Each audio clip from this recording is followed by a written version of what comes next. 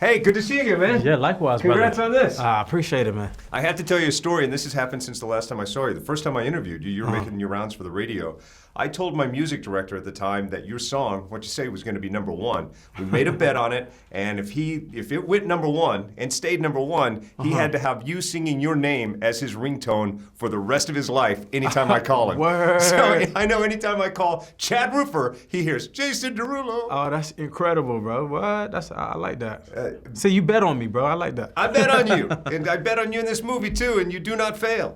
Thank you very much, my brother. So what does it mean when you get the call that you're going to be Rum Tum Tugger, one of the most important roles in Cats? To me, it was incredible because I for the longest time I was trying to figure out what the bridge between music and acting was going to be. Just in terms of having that legacy role first. Right.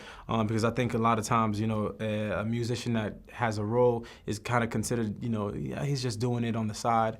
But theater is very important to me. Acting is very important to me. So I wanted to make sure that the bridge was, it was right. And I think Cats was like the perfect springboard.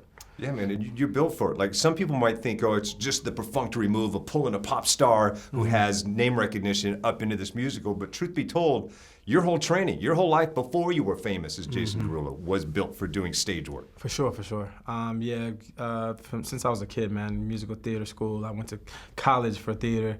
Most people don't really know my background like that, but yeah, man, I was built for this. Was there anything that you found more challenging? Like, you thought you'd done it all, you thought you were ready for anything, and then on the set you thought, man, I don't know if I have another take in me. Man, honestly, it's tough getting up early in the morning and putting on that green suit. Like, I'm talking about like spandex from head to toe. It's like, all your areas is just, right. just real, latexed out. Right. Now, that's another thing I wanted to ask you about. Yeah.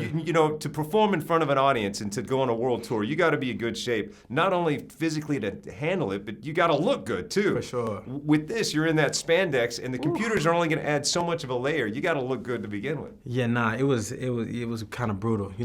Basically we were all naked on set every single day.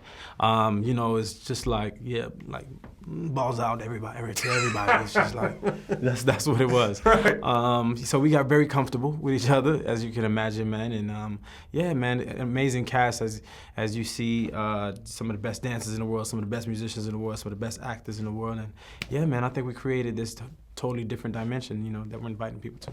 Making a movie is kind of like summer camp, and whether you want to or not, you're going to end up being family with these people. Did you bond with anyone? Any friendships come out of this? Absolutely, man. I've always been pretty close with Taylor. This, only reinforced that. Idris Elba is, now a good friend of mine, and Rebel, I love her to death. Hysterical. She's hysterical, man, and always like that.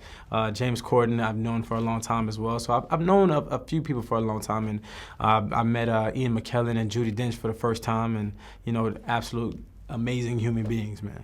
Yeah, you look around and you're practically naked with a room full of a lot of famous people. And you're sniffing each other's butts. Yes, it's real. Can I just tell you what an honor it is to sit here with you right now? Likewise, Good my to see brother. you. Thanks for your time. Yeah, you got Cheers. it.